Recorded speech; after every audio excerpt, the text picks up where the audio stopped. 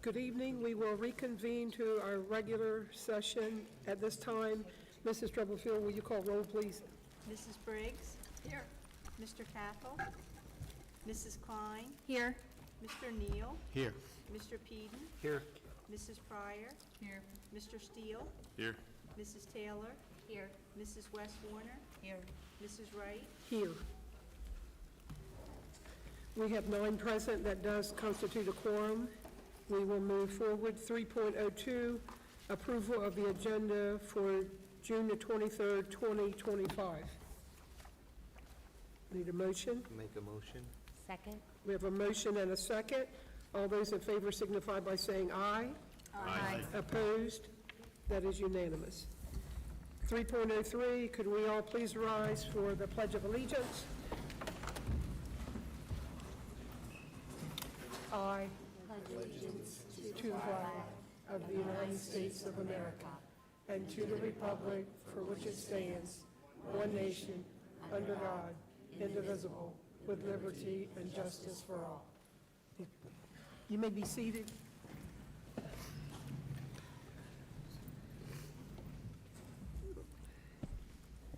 .04, Student Government Report.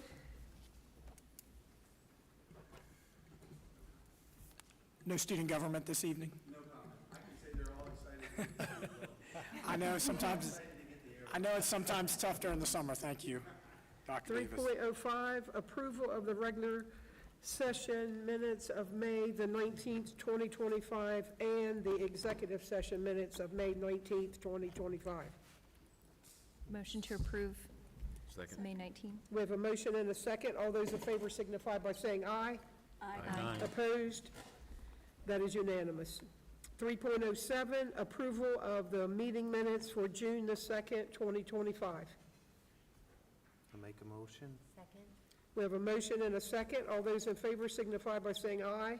Aye. Opposed? That is unanimous.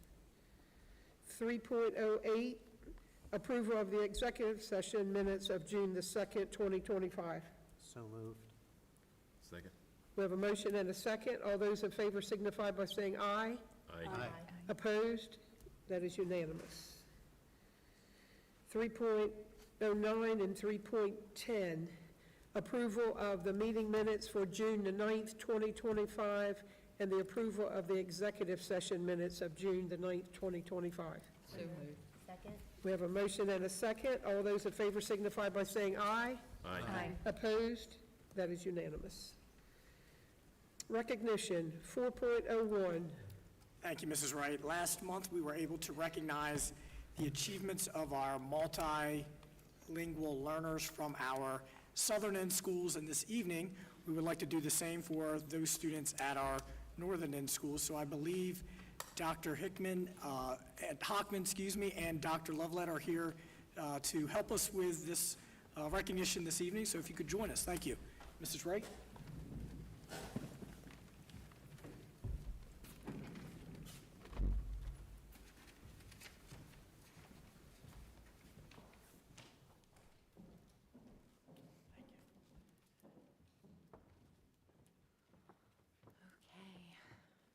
Good evening, members of the board, family, staff, and honored guests.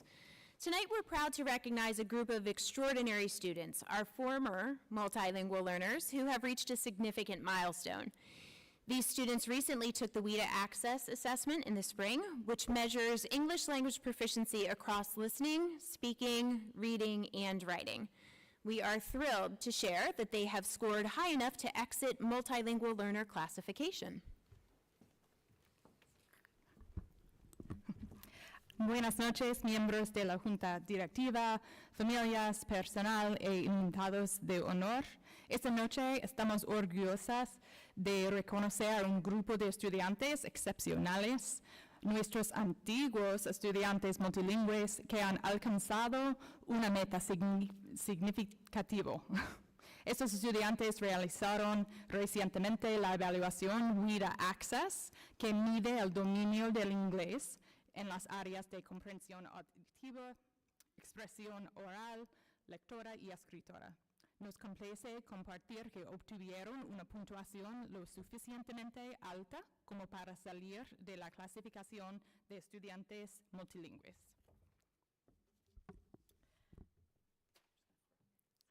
This is no small accomplishment. These students are resilient, determined, and incredibly hardworking. Every day, they rise to meet the demands of their grade-level academic content, all while mastering a new language. Their achievement is a testament not only to their perseverance, but also to their strength of character and unwavering commitment to learning. Esto no es un logro menor. Estos estudiantes son resilientes, determinadas, increíblemente trabajadores. Cada día se esfuerzan por cumplir con las exigencias del contenido académico de su grado, a la vez que dominan un nuevo idioma. Su logro es un testimonio no solo de su perseverancia, sino también de su fortaleza de carácter y su inquebrantable compromiso con el aprendizaje. Being multilingual is a gift.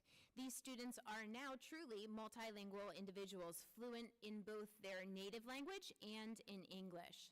They are cultural bridges, community connectors, and our future leaders. As author Frank Smith once said, one language sets you up in a corridor for life. Two languages opens every door along the way. Ser multilingüe es un don. Estos estudiantes ahora son personas verdaderamente multilingües, con fluidez tanto en su lengua materna como en inglés. Son puentes culturales, conectores comunitarios y futuros líderes.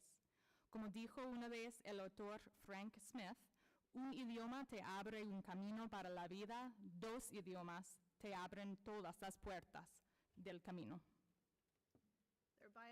Their bilingualism, and in many cases multilingualism, is a tremendous asset to our schools, our communities, and our country.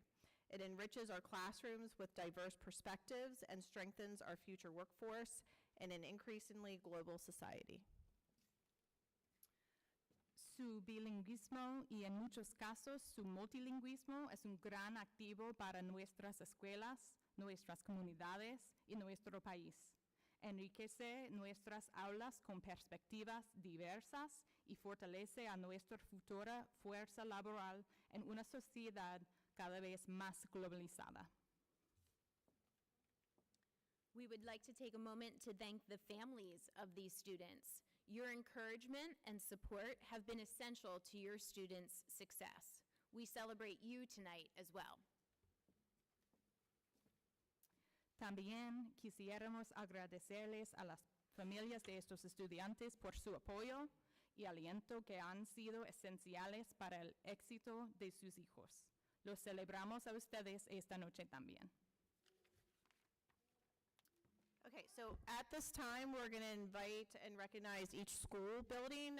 We're going to ask that the students listed in the program that they come up to the stage along with the building administrator to be recognized. So we'll start with North Georgetown Elementary. So if you are here from North Georgetown Elementary, please come up to the stage.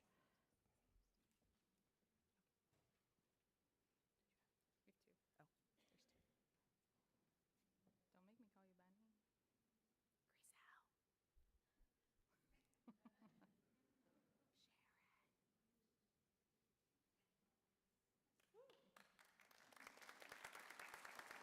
Griselle.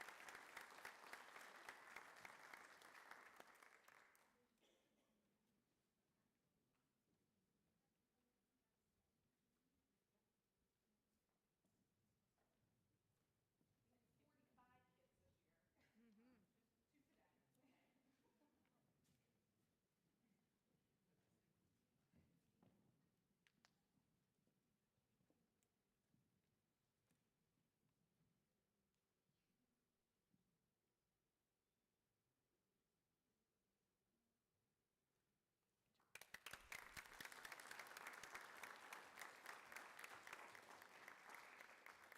Next up, we have Long Neck Elementary School. Coming up to the stage.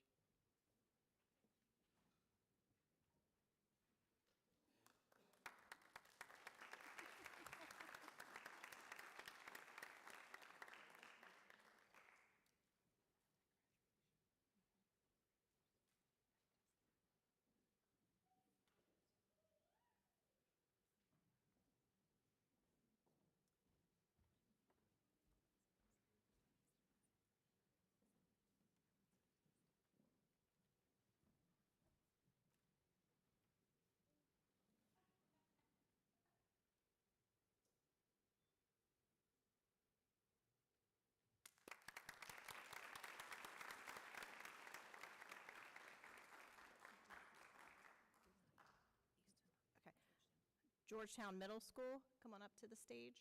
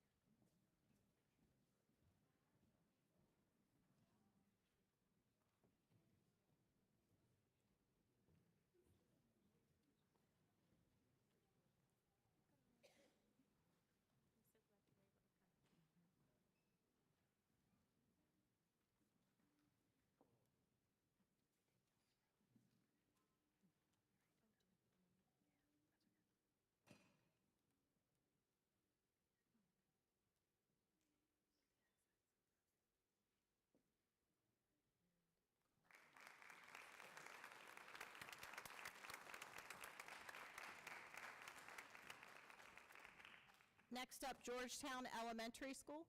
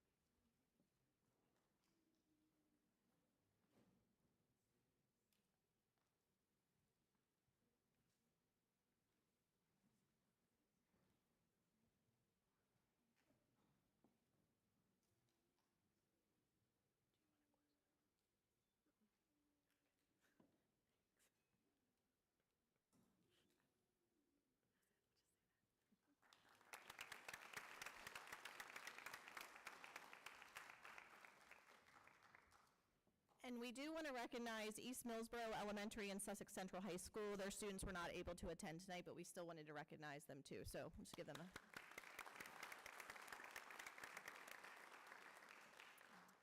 And we wanted to thank you all and congratulations again to our remarkable multilingual learner achievers. Thank you.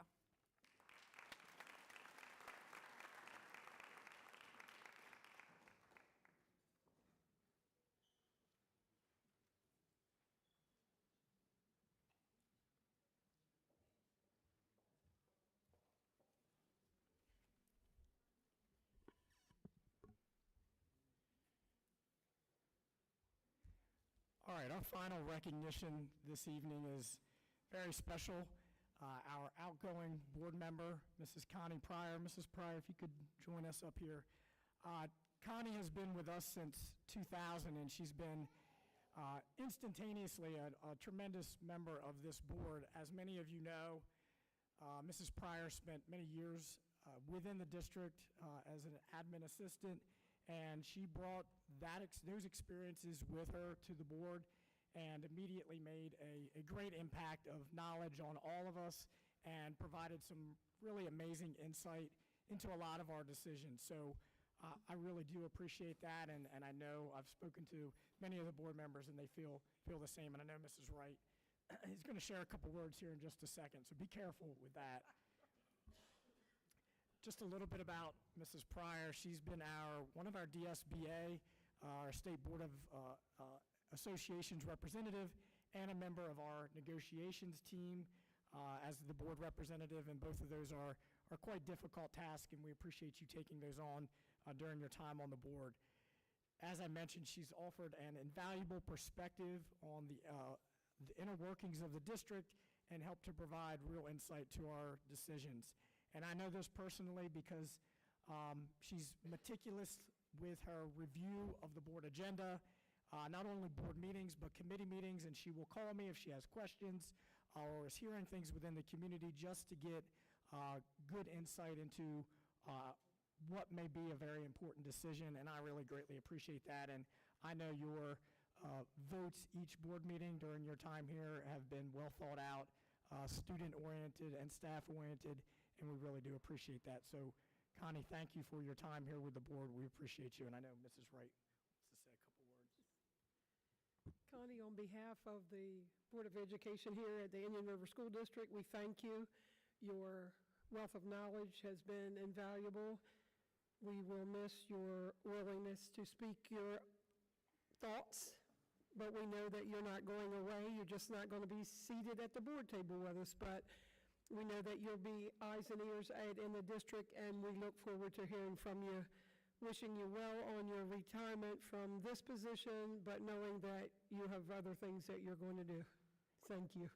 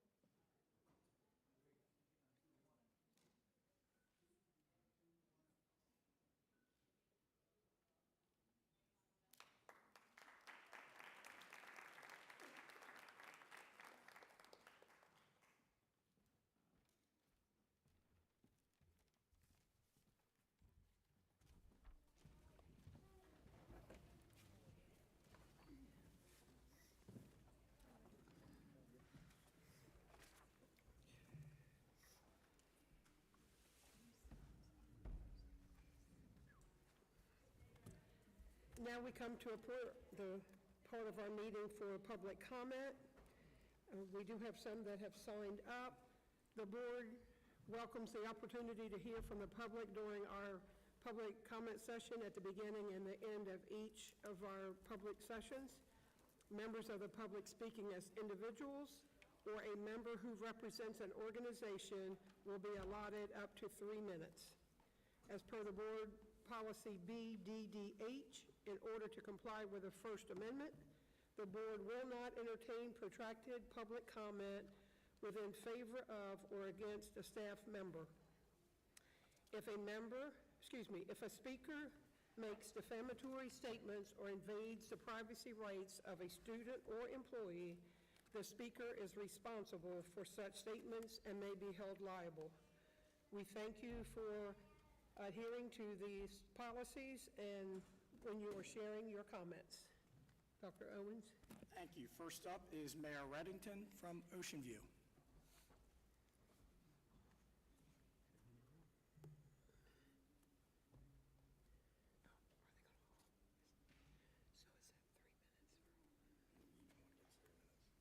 that 3 minutes?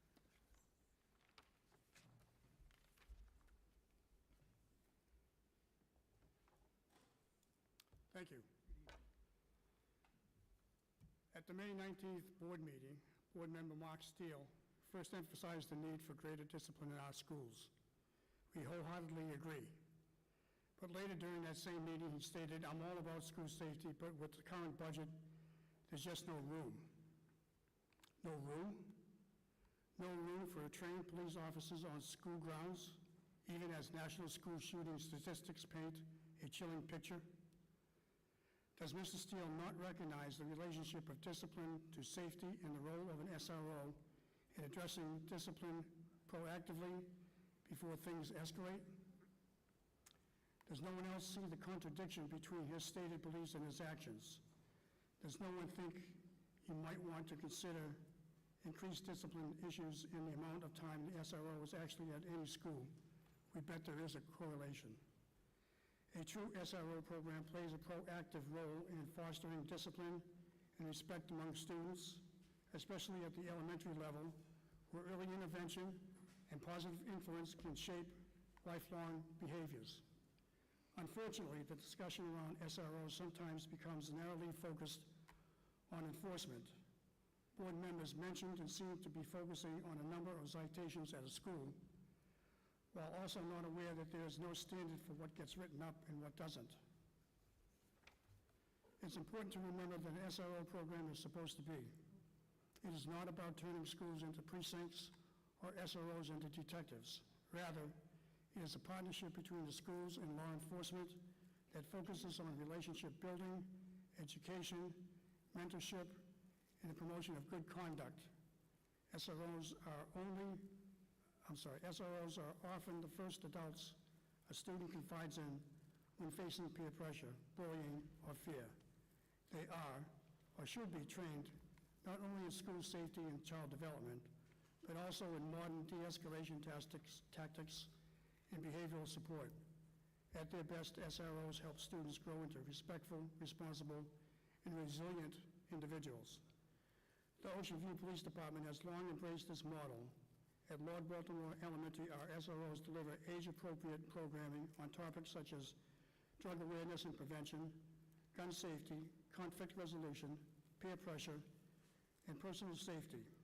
Students learn about responsible behavior, the consequences of poor decisions, and how to treat others and themselves with respect.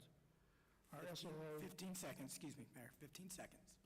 Our SRO also partners closely with the school's constable, enhancing security and expanding engagement opportunities. Thank you very much. Thank you.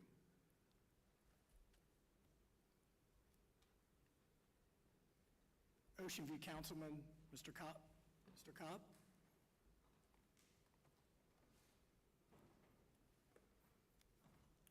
Dr. Owens, Madam President, other board members. In addition to mentorship and life skills engagement, today's SROs, and for sure the Ocean View SRO, are trained to respond to the worst-case scenario, an active shooter or other critical incident. These officers receive specialized training in school-based response, tactics, communication, and coordination with first responders.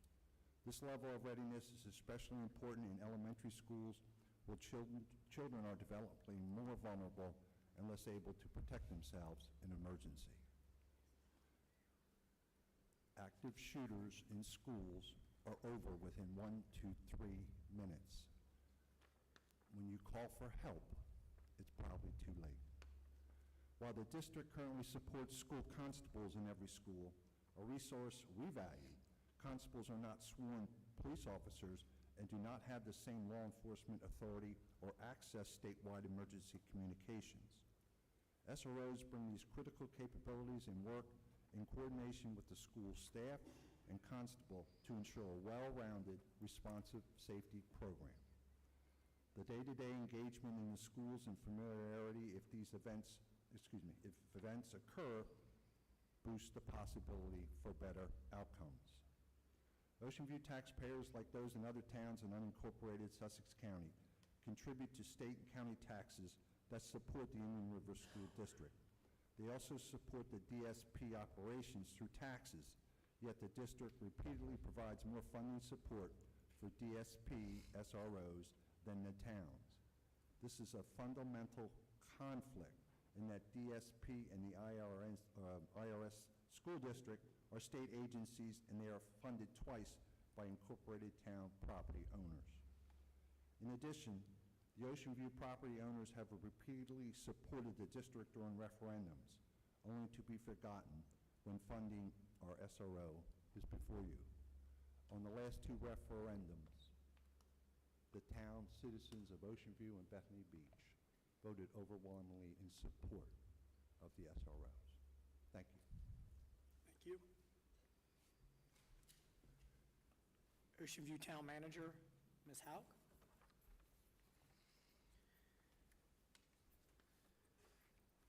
Yes, Good evening. hello. Good Carol evening. Hauck, Ocean View Town Manager. I'll also make some comments about the SRO program. Of great concern is the inequitable approach the Indian River School District has used in its funding of SRO in its schools.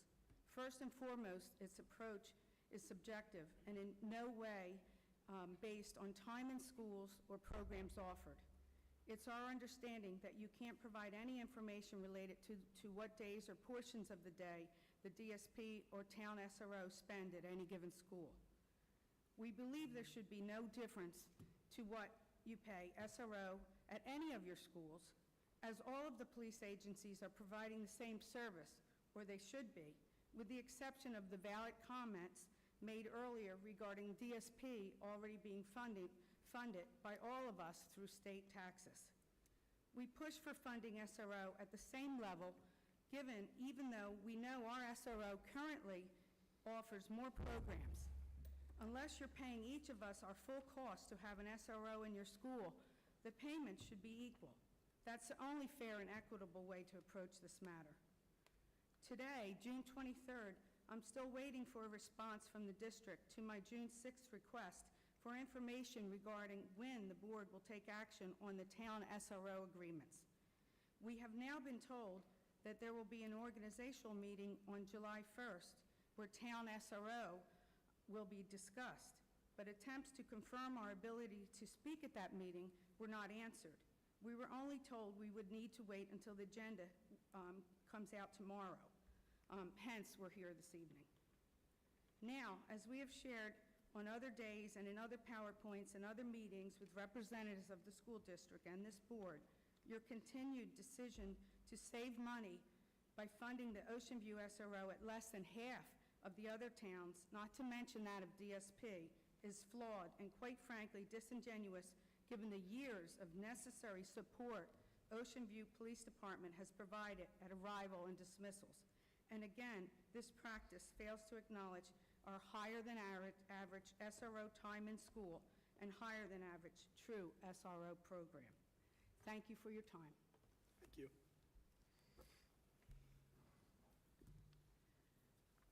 And Ocean View Chief McLaughlin.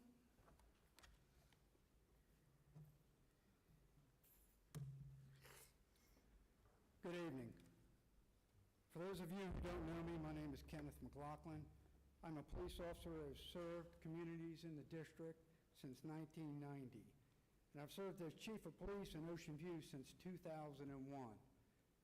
I'm an active shooter instructor at the local, state, and national level.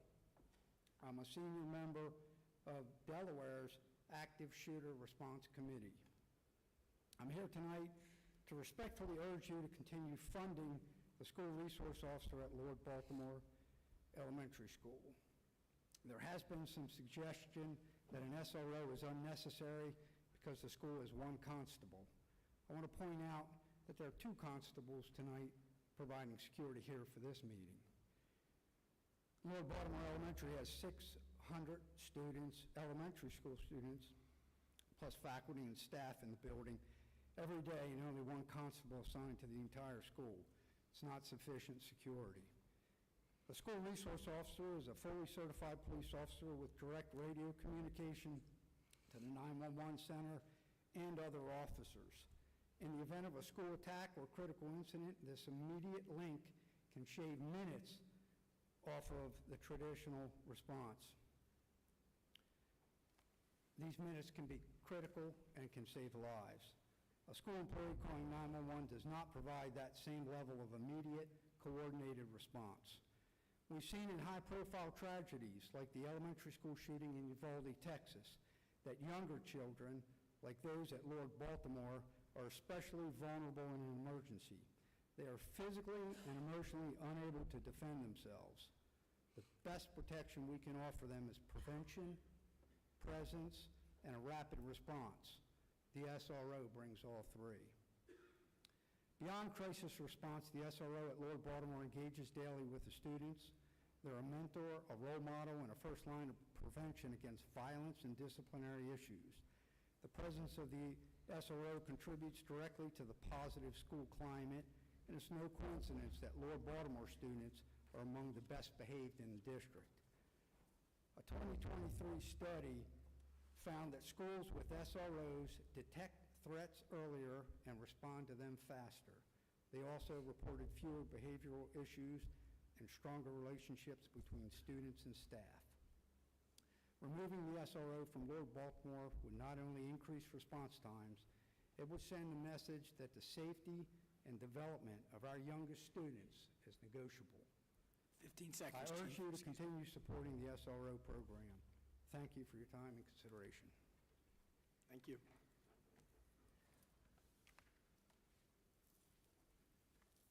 Our final speaker signed up, Greg Lindener from Millsboro.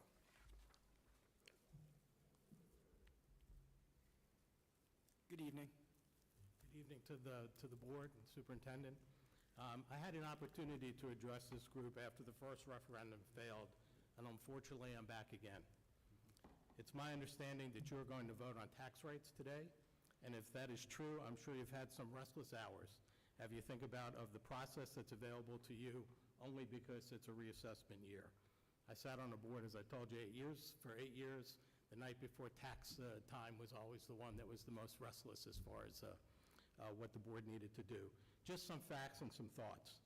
In the most recent referendum vote, only between 12 and 13% of the eligible voters cast a vote. There were roughly 82,000 registered voters and roughly 18,000 non-registered voters. So there were about 12,500 votes. I was able to look at the demographic details of the first referendum, and I'll bet a nickel that the second vote was very similar. Over 60% of the voters in RD4, which is the district that I'm a part of, were age 65 plus, and I expect that would carry through the rest of the Indian River School District. And that's a demographic group that benefits today, or would shortly benefit, from senior property tax discounts of up to 50% or $500 max. About 6 to 9 months, for other reasons, I knocked on about 5,000 doors, so I went back to areas that I had knocked on before, the week before the election with others, in order to speak about the referendum, and also talk to many groups about the referendum. What I found was the following. Many had no idea that there was a second referendum vote, or even that there was ever a first referendum vote. Some heard something about impact fees in Sussex County. I think two of the board members were very eloquent at a Sussex County meeting talking about impact fees, but people were confused as to what the impact fees were and what they would be used for, and some thought that it would be used for operational resources.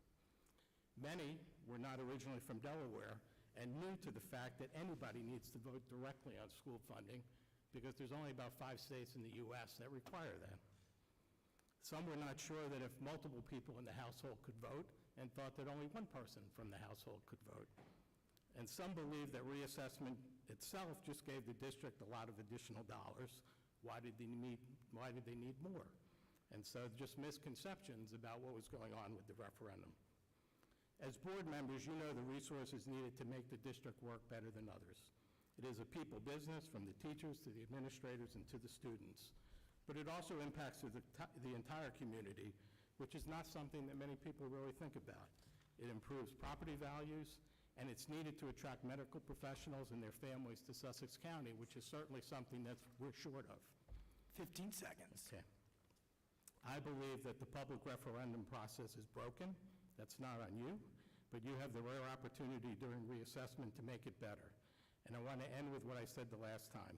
A 2.5% increase over the past 8 years, or $35 a year, would have provided the district with the money needed to not have a referendum process that overtook the community in the way that this one did. There is a better way to do things, and hopefully there'll be a time when the referendum process changes. Thank you. Thank you.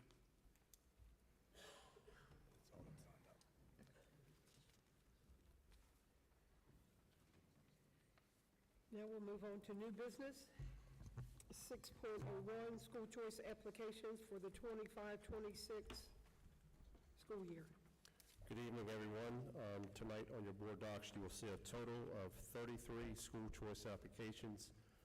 We are asking to accept 30 of those, decline 2 for discipline, and decline 1 for discipline and attendance. Any questions, concerns, comments? Hearing none, I would entertain a motion. So moved. Second. Is that to accept? Motion to accept. We have a motion and a second. All those in favor signify by saying aye. Aye. Opposed? That is unanimous. Thank you. Thank you, Mr. Lewis. And Mr. Lewis, as you leave, we, on behalf of the board, would like to say thank you for all of your help during our school choice years of implementation and for helping us with the discipline. We wish you well in your retirement, and don't be a stranger.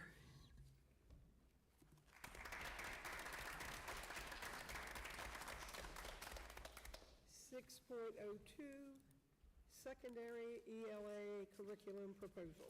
Thank you. As you know, Mrs. Wright, we've discussed the pilot of the curriculum here during our curriculum committee meetings over the last few months, and Dr. Jones and Dr. Lavellette have joined us here to give us an update. Thank you. Yes, so thank you for your time this evening. Dr. Owens already introduced us, so I want to thank you for the opportunity to come to you with our proposal for the secondary ELA curriculum. This does require board decisions, so we're going to share information with you regarding the why we need to seek this new curriculum and what our recommendation is and the cost. So if at any point you have questions, please feel free to ask. So on the next slide of the presentation, why are we pursuing this now? Well, there's really one big response to that, and our current curriculum is 12 years old. We've been using College Board Springboard curriculum. They discontinued their math curriculum a few years ago, which led us to seek out a new math curriculum, which we've currently been using Carnegie Learning, and they decided to do the same with their ELA curriculum. It is being discontinued. It's not even going to be available for purchase for next year.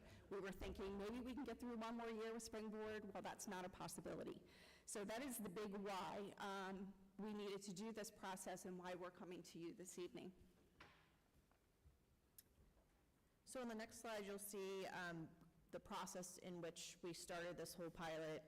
We worked in collaboration with the state of Delaware, looking at a couple particulars. We wanted to make sure that any curriculum that we piloted met the high-quality instructional materials that the state sets for all curriculum. We wanted to make sure that it aligned with our district instructional model and that it also met all of the state standards. And we wanted to make sure that looking at the curriculum that the elementary has implemented with Amplify, that we continue that progression and alignment with the science of reading going into middle and high school. We also wanted to make sure that it was grade level appropriate and that the rigor was there within the curriculum. So it started out on March 6th. We had a professional development day in which all ELA teachers attended. We gave presentations from 3 curricular options, and those options came about from that collaboration with the Department of Education. From that, those 3, the teachers voted. Each curriculum was presented on. There was time for Q&A around each of the curriculums, and then it was voted on and narrowed down to 2 curriculum to pilot. So those 2 curriculum were Common Lit 360, and then guidebooks for the middle school, and the high school programming or curriculum was Odell. Are we on the next? Yeah. One more. And then the pilot, we started out with Common Lit 360 the first half of the school year. That started on September 4th and ran through January 28th. There were 2 units that were piloted by middle school and high school teachers, 1 thematic unit and 1 novel unit, roughly around 1 marking period per unit. With Common Lit 360, there was a data platform that was available, so teachers were able to give a pre and a post assessment. And then the next curriculum was started on January 29th and ran through our decision day to the end of the year. May 29th was our decision day. From Guidebooks and Odell, we also piloted 2 units. Guidebooks and Odell have novel units, so it was 2 novel units that were piloted by the high school and the middle school, and they each had a culminating task. That culminating task was included at the very end of each unit. The teachers that participated in the pilot consisted of ELA teachers along with special education teachers and multilingual learner teachers. We wanted to make sure that we had a good representation from our staff to provide input.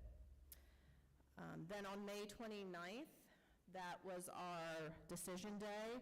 We brought all of those teachers that had completed both curriculum, 2 units from both curriculum in. It was a half a day to go through all of the positives and the challenges from both curriculum. We started off with a gallery walk where we had chart paper posted around the cafeteria On one chart paper were all the positives for both curriculum. On the second chart paper were the challenges that the teachers faced implementing both curriculum. So we took the time to do that, and then as a building, the teachers went around, they looked at the positives. If it was a positive that they also had, and they put a Post-it up agreeing with that positive. If there was a challenge that they were able to find a solution to, they wrote that on a Post-it and put that up next to the challenges. So after we completed that activity, then we went into the IMET tool, which is the Instructional Materials Evaluation tool. We modified it slightly because it is a very long document, and each teacher completed this tool for both curriculum. It is based upon a point system, so then they tallied up the points from that. And looking at that IMET tool, it really focused on examining the complex text and the academic language that was used in both curriculum. It looked at evidence-based reading, writing, and speaking for both, building the background knowledge, and that includes vocabulary. And then the fourth part is looking at support for all learners, so looking at special education students and multilingual learners. And then from that, we then moved into, actually, I think you're in the next one. So at the end of that decision day and completion of the IMET evaluation tool, we conducted our first vote. After all, this was decision day. So in conducting that vote, you can see on the slide on the left-hand side that there were 39 votes cast that day by teachers. And for both the middle school and the high school levels, you can see the difference in voting. It was 17 for Common Lit and 22 for guidebooks and Odell, but when you separate them out, because we did tell teachers, middle school could pick their curriculum. I'm sorry, I don't know why it's doing that. Middle school could pick their curriculum, high school could pick theirs. When you look at it, it's a close vote on both those levels. So what we did is we reached back out to all of the participating teachers and discovered that not all had completely finished the pilot. So we surveyed them and asked if they wanted a little bit more time to finish out their delivery of the pilot and a revote, and they said yes. So that's what we did on the right-hand side on June 6th. We did a revote. It did end up with additional votes, 43 in total. And again, you can see that there were 19 for Common Lit and 23 for guidebooks. Again, only a 2-vote differential when you look at it from the middle school level and the high school level. A little too close for comfort for me, but in both situations, guidebooks and Odell were the choice in both of those votes.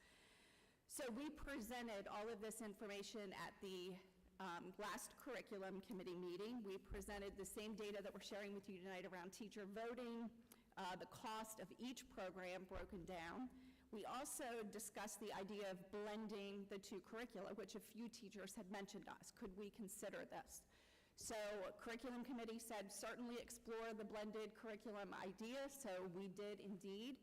We talked with curricular representatives. We also talked with Delaware Department of Education, and in those conversations we came to the conclusion that's probably not the best approach for those reasons that you see listed there. For one, curricula are built to be progressively more rigorous as students work through the content, the knowledge, the skills. So in not choosing one curriculum, we were taking risks of not maintaining the rigor of each curriculum if it's chosen on its own. We were risking the lack of pure writing development from students. And we discussed a lot around the nuances of really blending two curricula and making sure that you not just hit standards, because that's not our job. We don't want to just hit them. We want to make sure that we go into deeper learning with the students so they can either meet those standards or master those standards. So we're coming to you tonight with a slight shift in our proposal from when we discussed this at the curriculum committee, because those conversations led us to believe that we need to go with the majority vote, as close as it is, and recommend a purchase of guidebooks for our middle schools and Odell for our high schools. So you will see, I think this is you, right? So what we did is we took all of the information from teachers around what they found positive around guidebooks and Odell, and then all of the challenges that they faced with guidebooks and Odell. So you'll see tons of positives. The teachers really liked the teacher autonomy that guidebooks and Odell provided. They were able to focus on higher level thinking, which went into deeper literacy skills that we look at. There was a big focus on writing. We asked at one of the meetings for student samples to showcase. And so we pulled student samples from multilingual learners, we looked at special ed writing samples, and then the regular student in the classroom writing samples, and we were just blown away by what the students were able to produce from this curriculum. And that was one of the stronger pieces, or the positives, that they saw. There was higher student engagement. Odell and guidebooks are novel units, so there was a lot of engagement with the novels. Integrated vocabulary, the building of the background and the integrated vocabulary was a huge piece also, that the students were learning the vocabulary in the context and being able to remember those terms better. There was suggestions for supporting all students, spec ed students, multilingual learner students, and then the background knowledge piece there too. The challenges, when they wrote the challenges on the chart paper, it was interesting because some challenges were in one building but not so much in another, and they were able to work around those challenges and come up with solutions. So there were really only 4 big challenges with guidebooks in Odell, and going through these, we were able to come up with solutions to help teachers meet that. The first one is collecting data. So Common Lit 360 had a great data platform where everything was just, from a pre-assessment to a post-assessment, everything was put into this data platform that they could pull from. Guidebooks in Odell doesn't have that, but what we do have is pair assessment, and so one of the solutions to that when we were doing the pilot was we took the culminating tasks and put them into pair assessment, so that way we did have a platform that would collect all of that data. The site navigation for Odell and guidebooks in Odell is built for the teacher. It's not built for a student to have a student interface. So it is a little tricky to navigate in the beginning, but that just comes with time and using the platform. It is less scripted. So the other curriculum had slides available for teachers to use. There were Google Docs available for teachers to use. We can easily build those out. We have time in the summer. I'll be pushing into PLCs with teachers, so we will have that time to build all of that out if teachers want to do that. But on the other side of that, teachers like the autonomy of being able to create their own materials, and that was one of the things that they liked about guidebooks in Odell. And then lack of exemplars. There are exemplars within the curriculum. I think the teachers wanted more examples, and so that would be work that we'd also do where we pull student writing pieces and then calibrate amongst grade levels on that. So those were the challenges, but we also have the solutions to help support teachers. And to emphasize that, the teachers, we did offer a virtual meeting with them once Jen and I knew that we had to kind of shift our focus onto one curriculum. We held a virtual meeting that was open to all teachers who wanted to attend, ask questions, get clarification. We only had 3 teachers attend, and their question mainly surrounded around common assessments and are we going to be able to get together this summer and work on our curriculum. So fortunately, we were able to assure them that that money was built into the state PD money last year, and we have been saving that to do that work with them this summer. So tonight, we do come to you with a proposal. I just wanted to share with you on the next slide that these have been our most recent last 3 curricular purchases. I just wanted to put into context how much we typically spend on a curriculum. In the very initial start of the presentation, Jen shared how open resource curricula were recommended to us through DOE because they're constantly being updated. It's not something that, like College Springboard we have for 12 years and no changes are made. So these are open source curricula. So in a course of 5 years, typically we sign 5-year contracts for curricula. You can see what those amounts are for prior curriculum that we've purchased. We are coming to you tonight with a proposal to purchase guidebooks for the middle school, Odell for the high schools, and this is our breakdown of cost.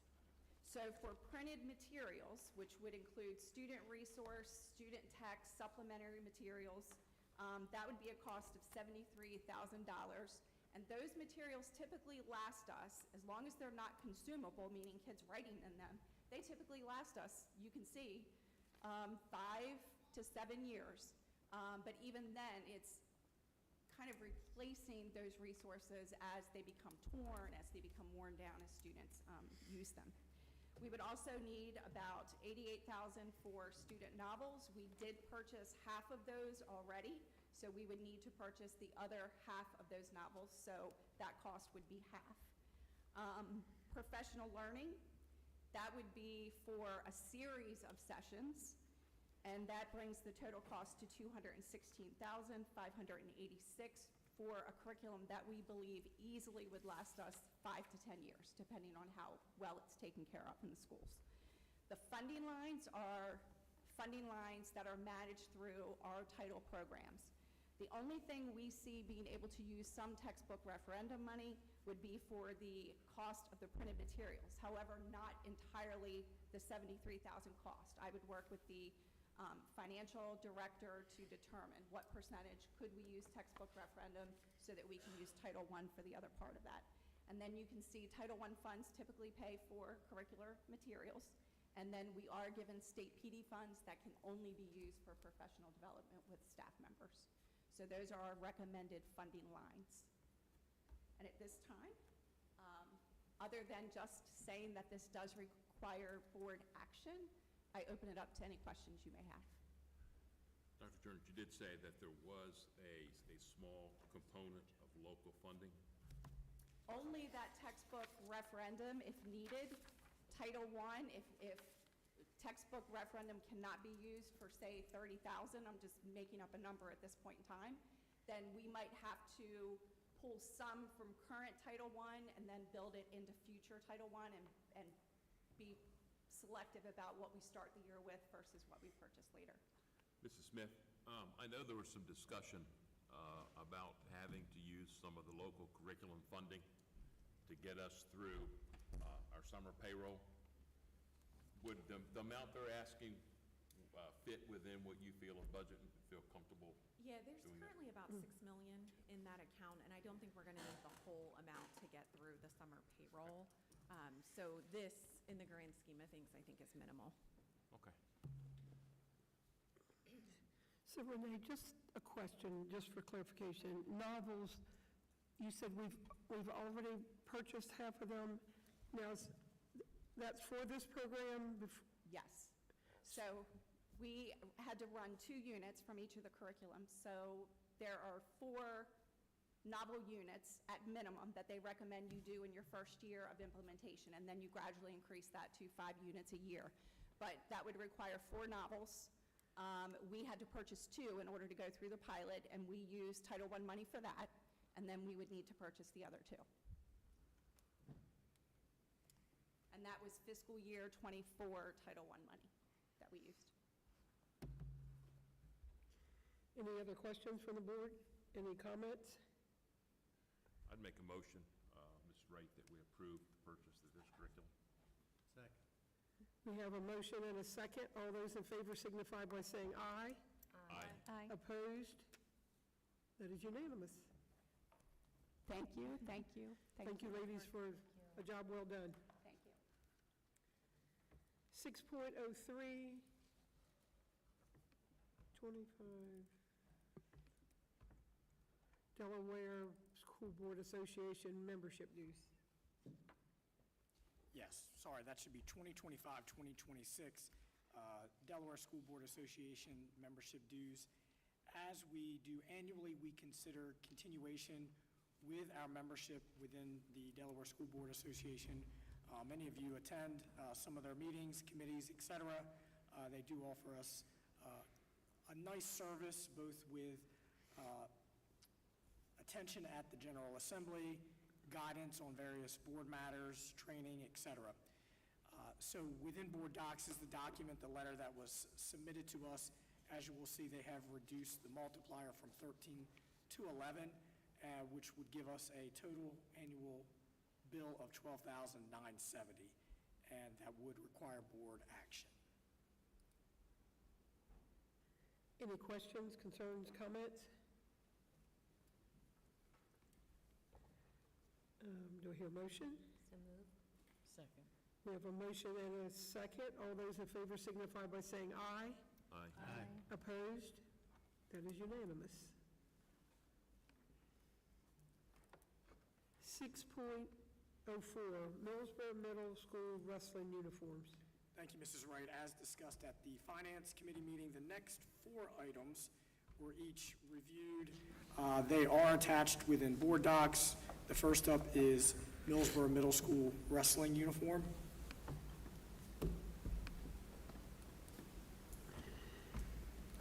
And the next is Sussex Central's baseball and softball uniforms, and Georgetown Middle School soccer uniforms. And as discussed at committee meeting, they are in need of replacement. They have gone through their normal cycle, and they are up for replacement.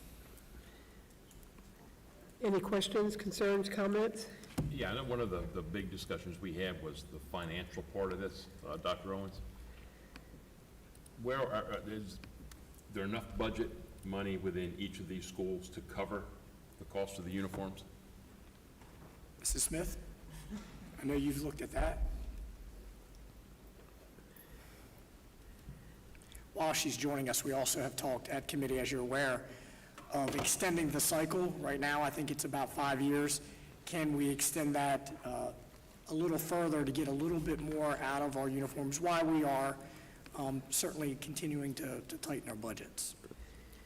So currently for fiscal year '25, we are past the point of the fiscal year where the accounting system starts shutting down. And so we can't do purchase orders for any purchases, and we have 2 days left to pay any outstanding invoices. Currently, as of the May 31st reports that I'll present later, every school's athletic budget has gone over budget. I've notified the schools and explained that they need to do recodes and things to either donations account or school budget or some of their booster accounts to cover those budget overruns. So at this point, none of those purchases would go in this. They should be cleaning it up.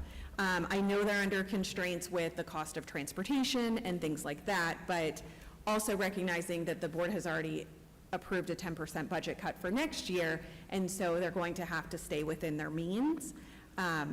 So long story short, I guess to answer your question, they will have additional budgeted funds for next year, but it will be less than this year. So for this year's budget, it's too late to make these purchases. So these purchases would come out of next year's budget? Correct. However, they're over this past year, and if we're cutting by 10%, it's going to be very challenging to even make their budget next year. Correct. So a question on monitoring the budget. How does that, who is responsible for making sure that any school is not over budget? So the schools are responsible for monitoring the budget lines that are assigned to them between the financial secretary at the school and the administrator. It's their job to manage their budgets, reconcile them, make sure they're not going over budget, and then we keep an eye on it at the district level through the monthly reporting process.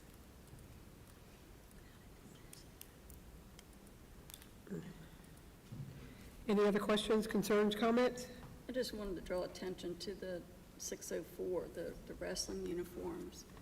Now, that was previously Millsboro Middle, and the logo that's on that uniform is different from what, are they still going to go with that, or are they going to go with the other knight with the sword? Or should it just be? That's one of their approved logos for Millsboro Middle now, so that's one of the ones. With the that- new school and everything, I just didn't know if that would complement and Yeah, they may take another look at the logos that are approved, but currently that's in the branding guide as of Yep. Millsboro Middle. So there was a slight, help me, it's been some months ago, and I think there was a period of time when you could order like the fall and winter and then spring and summer. So last, I believe it was May or June, we set a schedule through the Finance Committee that, because we all felt like the uniforms were coming one on top of each other, and it was hard to keep track of it as a whole, right? So I believe it was last May or June, in committee, we set a schedule that said all fall uniforms had to come in March, winter uniforms in April, and spring uniforms in May. We discussed that at the Administrative Institute over the summer with all the administrators, and 1 month is new sports. I believe it's May, but I don't remember off the top of my head. So that was the schedule that we were supposed to adhere to. It's gone a little sideways this spring with some of the requests and some, I guess, not remembering the deadlines, and so we've been a little bit lenient in allowing them to bring them forward.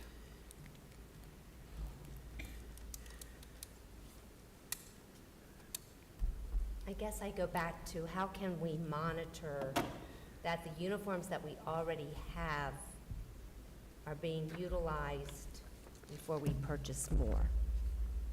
Just want to make sure that someone, the athletic director or whoever, is responsible for making sure that's happening. We do have the cycle that helps to guide us, but the athletic directors do have the responsibility to monitor their uniforms. Are they worn out? Can we get an extra year out of them if possible? So it is on them, which I know that they work closely with their building principal as well. So looking at this, it appears that most of these, well, there's one soccer, so I guess that would be a fall uniform. But then we have wrestling, which is winter, and baseball, softball, which is next spring. Other than potentially the soccer, delaying decision on this would still give plenty of time to see where we are fiscally, to have the athletic director as well as the building principals and stuff to kind of re-look at their budget with a 10% cut and see if it's really worth the juice for the squeeze to buy uniforms when it might mean that they don't have busing to even take kids to games. I believe you are correct with that. I am not an expert in the ordering timeframes, but I do believe you, definitely for baseball and softball, right? But I do believe there would be time for wrestling as well, based on what I've seen in the past. Any other questions? Comments? So we'll do them individually. 6.04 is Millsboro Middle School wrestling uniforms.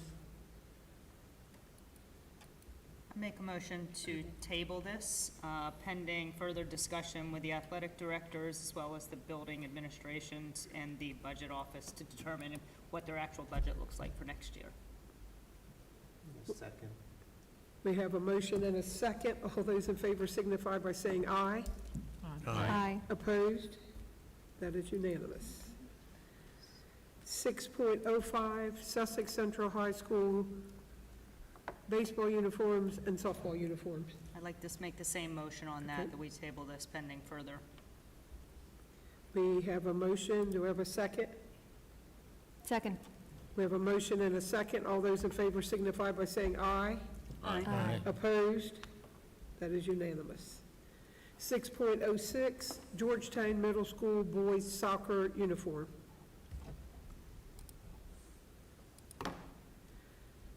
I make a motion to approve due to the time restraint of the fall sport uniforms need to be ordered. We have a motion. Do we have a second? Second. We have a, I'm sorry? I'll second. We have a motion and a second. All those in favor signify by saying aye. Aye. Aye. Opposed? That is unanimous. 6.0, oh no, excuse me. Now we move on to 6.07, Sussex Central High School change orders. Mr. Dooley is coming up. Good evening. Good evening. Good evening. On your board docs for this agenda item, you will find 12 change orders along with a summary chart. All of the change orders have been presented before the Buildings and Grounds Committee. The change orders are for adding 2 bid alternates back into the project. These are bid alternate number 37 for acoustical wall panels throughout the school, and bid alternate number 2 for auditorium renovations.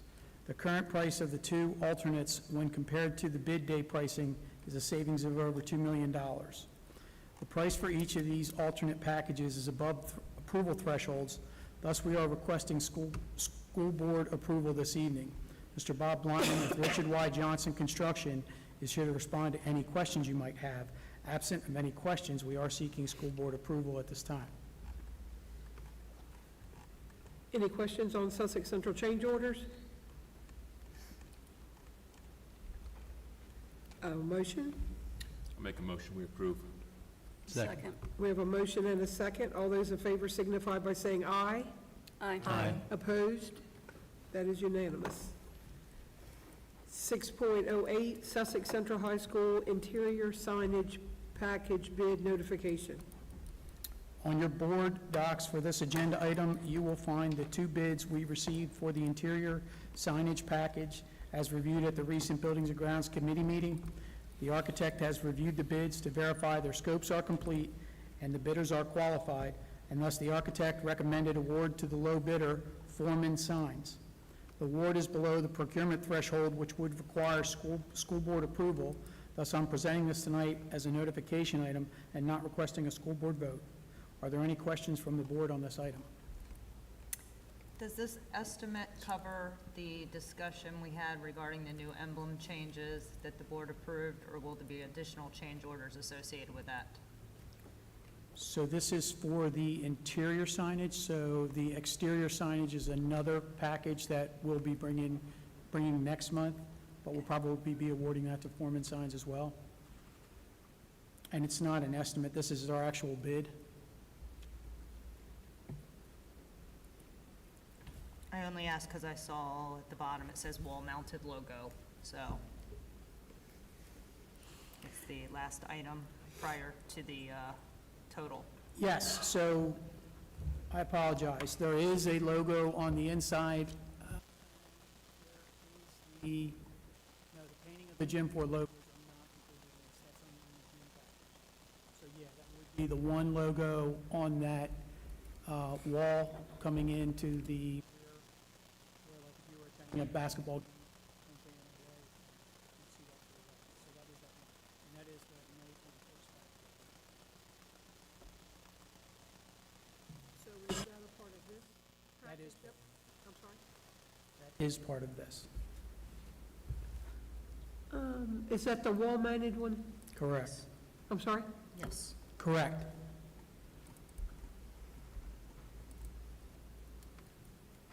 This package is mostly like the room, 99% of this is all the little room signs, exit signs, everything inside. So this is like the most of the signs, by far. I do have a question on one of them, just because I know in my mind what TBD stands for, but what will it stand for on the signage for here that says assume 12 cut letters? I believe that is for the,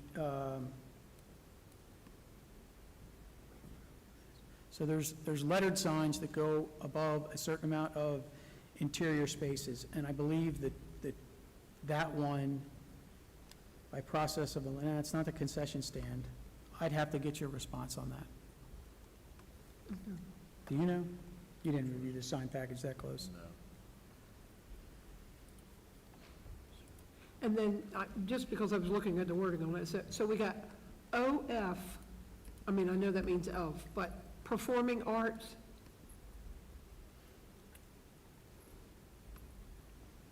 I'm not. and then we got Centrum, and then we got that TBD. Oh, so the Center of Performing Arts, so it says the Center and then of Performing Arts below it? So you're, okay, then Centrum Centrum, is correct. going where? And I think that so this is what the bid is based on, but then there has to be, the next process would be they submit shop drawings, at which point the district can change some things. So that doesn't mean that these are the final, like, we had to push the bid package out due to the project schedule. So they're going to submit all this, and then we approve it, and that's where the school can then change some names of things. So I know that they're wanting to change Centrum to Conference Room. Centrum's like a modern architecture term, kind of fancy that they like to use. So that's the way it was shown on the original bid documents. So that'll come back to buildings and ground? Correct. Okay. Okay, 6.08 is the interior sign package bid. Oh, that's, we don't have to take action on that because that's just a discussion. So 6.08 does not require a board vote. That was just No, notification. That's right. Thanks, Bob. 6.09 is the George Washington Carver Early Learning Center sanitary sewage replacement. So in your board docs for this agenda item, you will find a proposed layout for rerouting of the sanitary sewer system at the George W. Carver Early Learning Center. The county has plans to decommission the nearby existing sewer pump station and construct a new pump station as part of the development project occurring across the street. To provide sanitary sewer service to the school, the county will redo the gravity lines and manholes which serve the school. The county will pay for and install the entire system. Due to the depth of the lowest manhole, the county will be installing a small grinder manhole unit. The county, and that's also pictured in the on-board docs. The county will be responsible for maintenance of the gravity lines, manholes, and the grinder unit. An agreement and easement are being prepared, which I will work with all the appropriate parties to fully execute. School board approval is not required for this work. Thus, I'm presenting this tonight as a notification item, and I'm not requesting a school board vote. Are there any questions from the board on this item? Question? Nope. Okay. 6.10, out-of-state school choice requests of employees. Thank you, Mrs. Wright. We have seen a couple of these requests since we adopted this policy. It is aligned with Title 14, Chapter 6, subsection 607, and that is Board Policy JECB, which is Children of District Employees who reside out of state. And in short, we can consider these students of employees if we have space at the school that they are requesting to potentially attend. So before us this evening are two families with requests, 3 total students, 2 from one family, 1 from another. One is a request for John M. Clayton, and it is the 2 students, kindergarten and 2nd grade. Mrs. Booth does have room in those spots and is okay with allowing choice for those students. The second request is for Southern Delaware School of the Arts. Again, this is an employee's student. There is space for that 3rd grade student, and that would be able to be considered if the board does approve the request this evening. As part of board policy, we can require tuition. Historically, since this policy, we've considered a couple others. Tuition is around $19,000 or $20,000. Looking at Mrs. Smith, I doubt it has changed much, but right around that range. In the past, the board has not acted on charging a tuition for that. So I would ask the board to consider this evening. I'm happy to answer any questions. Again, it does align with JECB for our consideration, and there is space at those 2 schools. Any questions, concerns, comments? A motion? I move to accept. Second. We have a motion and a second. All those in favor signify by saying aye. Aye. Opposed? That is unanimous. Old business, 7.01, major capital planning. Thank you, Mrs. Wright. Happy to give an update on major capital planning, and I know Buildings and Grounds covers a great deal of this, so I'll give a high-level overview. Site work continues on the courtyards, the main entrance, and the ball fields. Some of you saw that as you came in this evening. Paving operations are ongoing. Flooring is complete in the classroom wing and the stairwell towers. Casework is substantially complete at this time. Cleaning and waxing of all classrooms is complete. Installation of the gym floor is ongoing and will be completed by mid-July. Mechanical, electrical, and fire alarm finishes, testing, and startups are complete. Commissioning of these items is ongoing. Furniture installation is near completion. And really exciting news, the fire marshal has approved occupancy of the building, so they are, again, you can see vacating this location and moving everything over to the new building. The mover is on site and actively supporting that move at this time. The signage package is being awarded to the lowest bidder. The B-wing renovation work has begun. The auditorium renovations you considered this evening, thank you for that. And RYJ plans to bring the Ag and Grounds building proposal forward in July. If you've been present at Buildings and Grounds, some of it's been discussed, but also in our executive committee, we've talked quite a bit about that particular building and how it could be used to support the Ag students and also our grounds crew. So that will be coming next month. And our executive committee continues to meet monthly to explore cost savings, construction alternates, and project obstacles. That completes the report. Thank you, Dr. Owens. 7.02, G.W. Carver consent update. Dr. Winstead?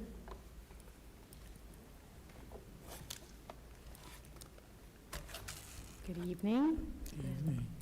We sent the last quarterly update for the 2024-2025 school year on the former students to Matt Den, and he had a meeting with special education coordinators on April 4th and 15th, and he had several follow-up emails on some specific students that we were able to provide for him.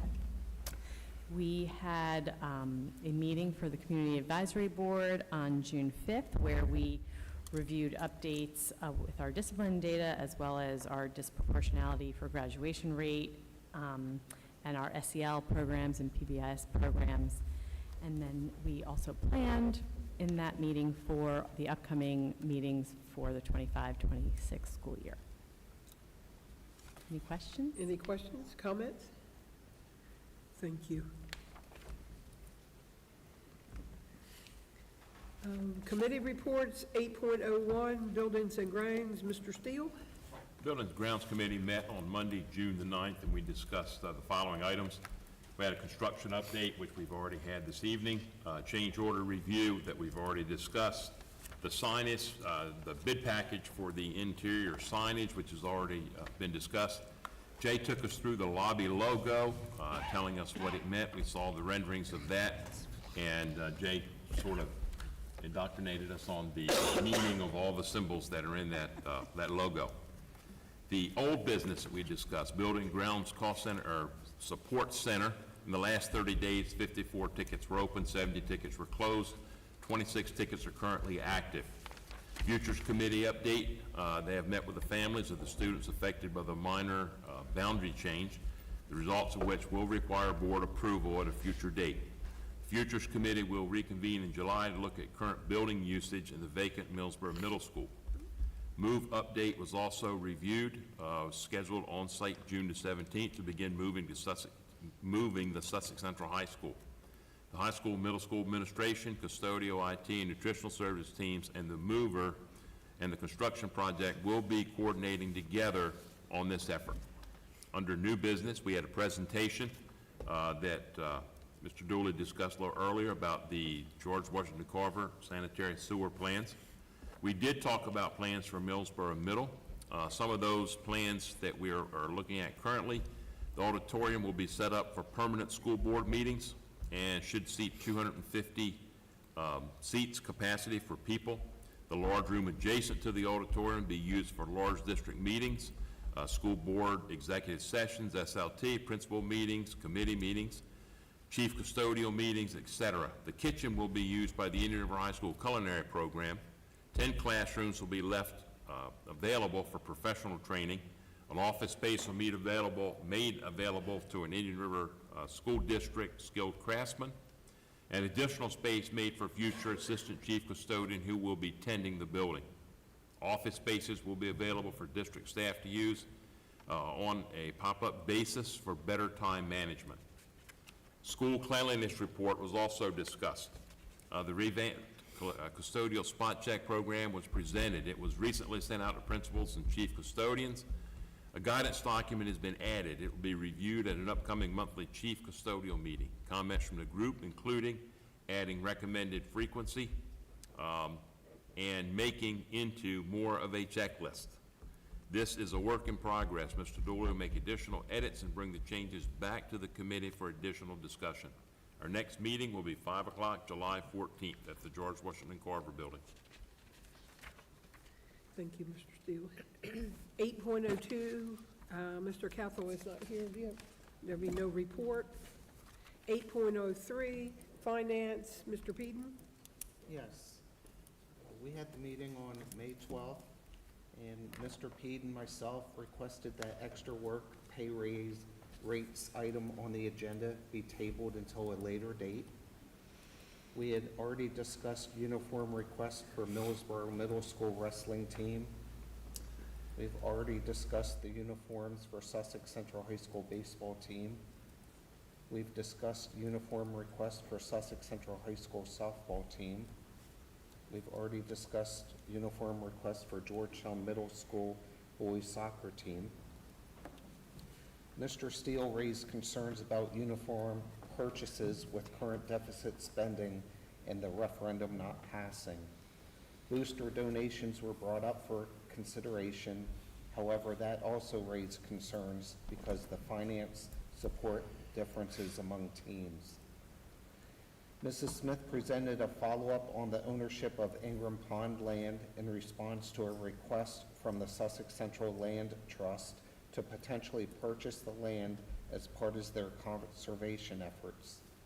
Based on the deed and other documentation, it was determined that the district purchased 2 parcels of the land that made up Ingram Pond with 60% state and 40% district funding. If the parcels were sold, the Delaware Code, the state would be entitled to 60% of the revenues. Dr. Owens introduced Selbyville Mayor Duncan to discuss the potential of the town and Selbyville purchasing the land at SDSA IRAC site that they currently lease. The town is looking to move forward on several ideas for the park. However, the funding they would use is contingent upon town having the rights to the land. According to Mr. Duncan, the town would have to pay back any land improvement funds if the district were to ever take the land back. Options were discussed, and sentiment to the committee is that the district should try to work something out with and the district should reach out to the attorney to review the agreement. Mrs. Smith will present the final local tax rates, 10% increase, and match tax options at the June board meeting. The rates could not be finalized yet due to reassessment values being revised, final tax collections from June, and bond bill markup that is scheduled for June 24th through the 26th. There is a chance that the rates may need to be slightly revised after the June board meeting and will be therefore represented at the July board meeting. Mrs. Smith also reviewed the May 31st financial reports that she'll present later on this evening. That concludes my report. Thank you. 8.04, curriculum, Mr. Neal. Thank you. So you already heard a presentation tonight from Dr. Jones and Dr. Lovett regarding the basis for our last meeting. And thankfully, we've already approved the new curriculum. The last meeting focused on the choices that we had in the secondary ELA curriculum, but thank you for making the decision. So our next meeting will be in July, and that concludes my report. Thank you. 8.05, DSBA Board of Directors, Mrs. Pryor. Yes, boot camp for the new school board members will be Saturday, July 19th at the Capital School District from 9 to 4. Attendance at this will satisfy the mandatory special ed due process training. And DSBA does have a representative attending the Public Education Funding Commission, and they will report recommendations as soon as they're finalized. The next meeting will be in September. Thank you. 8.06, DSBA Legislative, Lisa Breeks. Yes, we met back on Wednesday evening, May 28th. We had had 12 members in attendance. Some of the new House bills, Mr. Taub reviewed, there were 7. HB 36, which we supported, HB 149, which we supported, HB 159 we supported, HB 160 we had a neutral position, HB 171 was a support, HB 178 was a support, as well as House Bill 203, which we supported. And that, of course, was Representative Pavlovsky's with the financial literacy. And the new Senate bills, there was a total of 6 bills. Senate Bill 24, we had a neutral position. Senate Bill 25, we held no position because that bill was stricken. Senate Bill 146, we opposed. Senate Bill 149, we opposed. Senate Bill 153, we had a neutral position. Senate Bill 160, we opposed. Mr. Tall had the school board elections, which were all held on May 13th, so congratulated who was there to do that. There was a referendum update, which both of our referendums were defeated, and he talked about the Smyrna district had one, and it was defeated. And they've not set a date for their next one.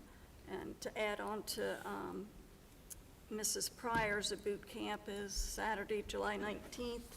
I handed a flyer to Mrs. Troublefield so she would have there at district office in case anybody wanted to inquire any of the, specifics. We will have our DSBA annual meeting. That'll be held on August 9th in Milford. We also discussed the Public Education Funding Commission on the hybrid system.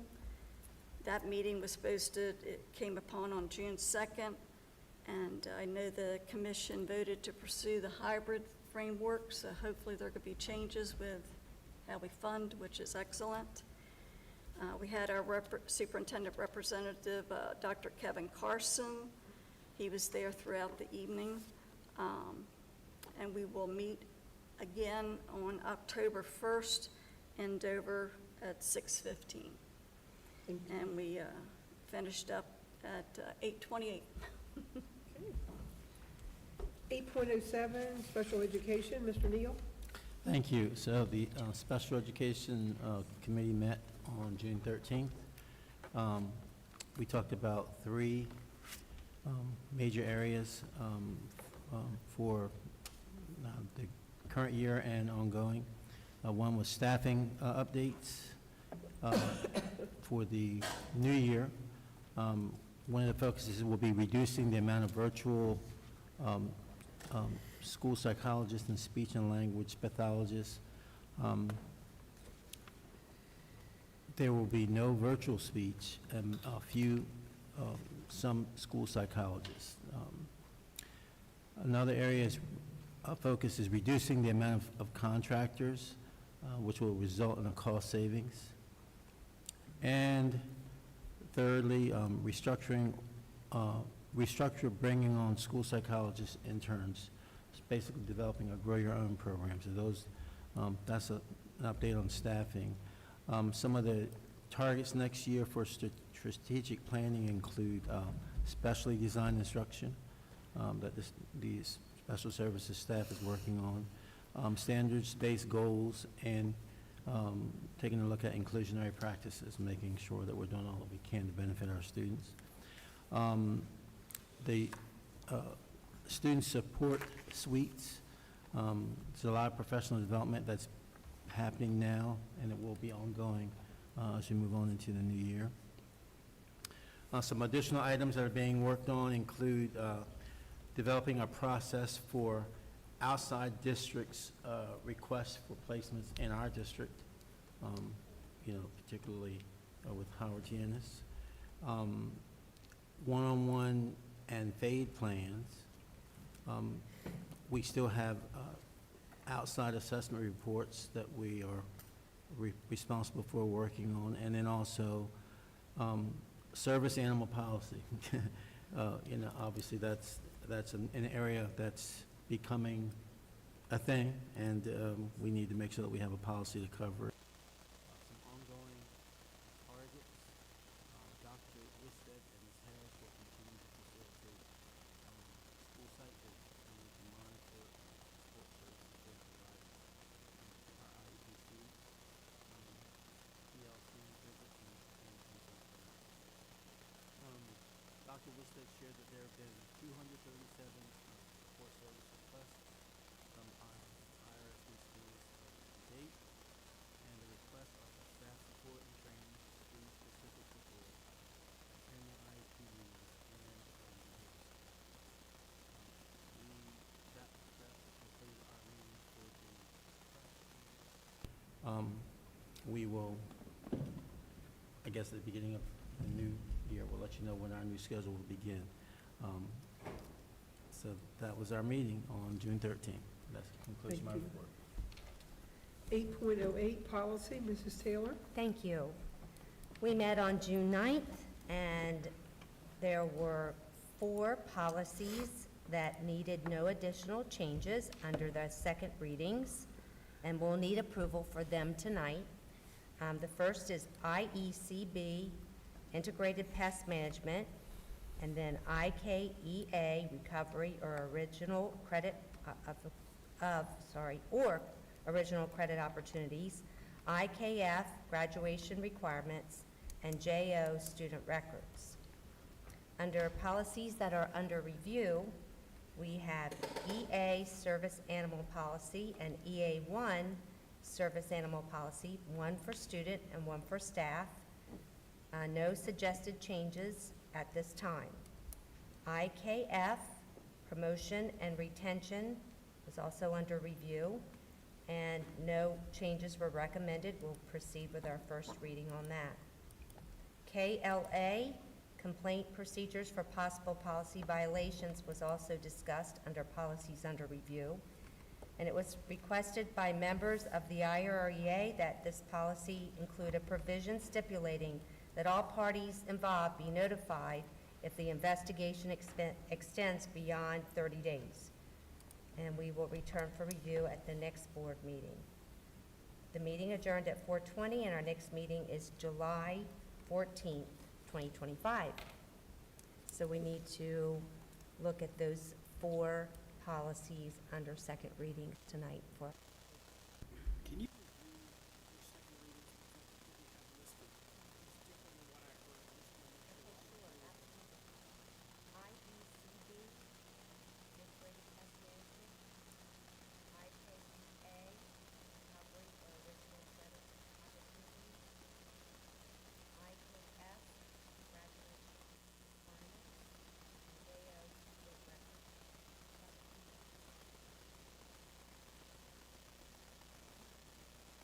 I think we're just missing an I on the front of that IECD, which is Pest Management, IKEA, IKF, yes, and JA. So yes, missing an I in front of that ECD, which is the, yes. Let me verify.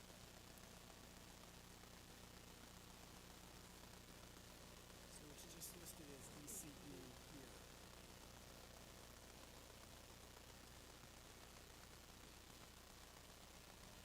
That's ECD.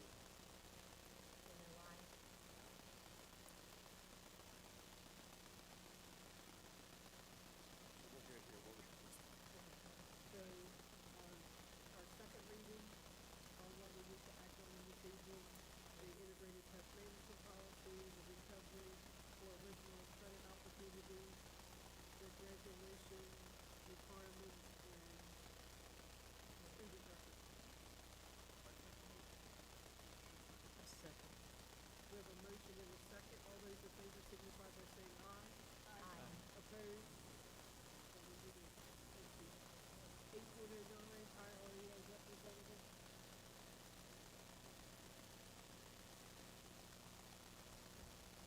Good evening, Blair Catlin Brown, President-elect for IREA. Keep it short and sweet, it's June. We really seem to focus on tonight what Amy Smith is going to present about the tax rates.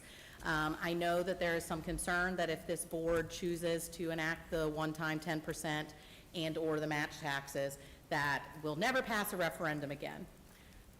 I mean, guys, it's going to be a heavy lift no matter what. I mean, we've all experienced that. You guys did a better job on the second referendum. We felt like we did a better job. As Mr. Lindner pointed out, this is hard no matter where you are and how many doors you knock on. And it is highly depressing how many people didn't even know it was happening. Very educated, kind people didn't know. So it's going to be a heavy lift no matter what. So on behalf of our members, I need to remind you, you are a fiduciary of this district. You signed up to do the hard things. You signed up to do the unpopular things. I know it will not make you popular with some people if you vote for the one-time 10% and/or the match taxes, but we need the money. We do not have a choice right now. We are all working with the commission. Cassie Queen is sitting on the commission to try to get something done, but that will take time. We need this money now. And I know it's hard, and I know that this body historically has not wanted to serve as a legislative body, but that is what you signed up to do. And we are asking that you please do it, because we're already scared. How are we going to be successful after cutting nearly 150 positions?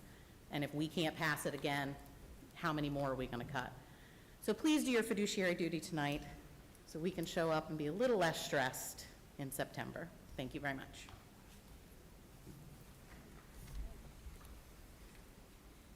Superintendent's report 9.01, monthly activities.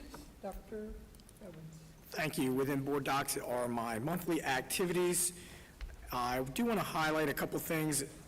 Typically, June is quite busy, end of May and through June, quite busy with our schools. Graduations were an extreme success this year. Ennis, Indian River High School, and Sussex Central. So I do want to commend all the staff that helped to put some amazing thought and energy into those ceremonies. I think they honored our graduates very, very well this year, so thank you very much for that. Also, I was able to attend several of our end-of-year celebrations. These are our 5th grade and 8th grade celebrations. Again, great job by our staff to honor our students as they transition to the next grade levels. And finally, our retiree ceremony at Seed and Sapling. Many of you were able to join us. I think we did a great job of honoring those that are retiring this year and celebrating their years of service with Indian River. So again, certainly several highlights over the last month or so. Thank you. Thank you. Financial reports, 10.01, financial summaries for the month ending May 31st, 2025. Yes, the reports on board docs are as of May 31st, so we were 92% of the way through the fiscal year. We'd received 95% of total budgeted revenue, 99% of budgeted discretionary revenue, 100% of budgeted local tax revenue, and received approximately $259,000 in interest. Now, just a side note, we received the interest for May today, and the rates have hovered around, I think, 5.5%. They are down to 3 point something, so that's tanked a little bit this month, unfortunately.